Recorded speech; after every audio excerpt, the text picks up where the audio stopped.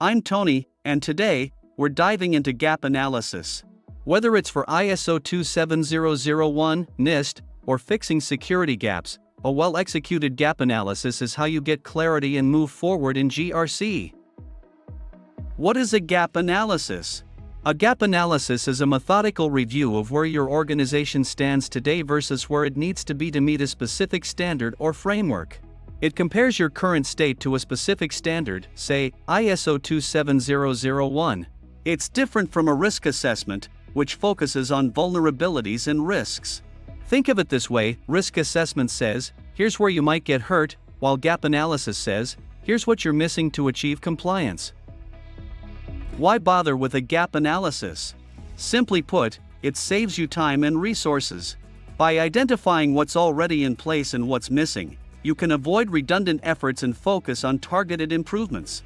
It also provides a clear estimate of costs and timelines for achieving compliance. For many organizations, this step is crucial in determining the feasibility of certification. Let's get into the nitty-gritty. How do you find the gaps? Start with an internal audit. Dig into your policies, controls, and processes. Combine that with automated tools for compliance assessments. And don't underestimate the power of interviews or workshops with your team. They can reveal issues that tools might miss. The goal here is to get a clear picture of your current state and compare it to the standard you're aiming for. Now that you've gathered the data, what do you do with it? First, classify your gaps. Are they technical, procedural, or strategic?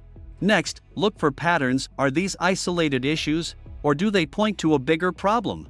Finally, assess the risks. Not all gaps are created equal. Some might have minor impacts, while others could lead to regulatory fines or reputational damage.